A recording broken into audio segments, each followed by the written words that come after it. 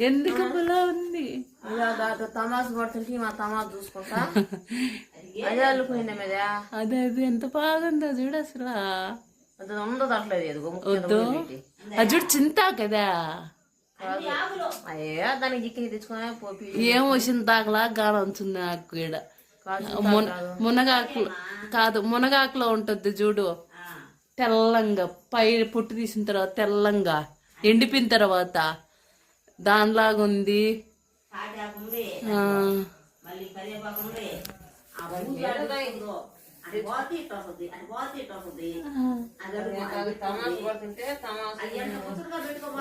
అది కూడా చూడు నా సైడ్ యావని ఎటు చూస్తుంది అసలు ఉంది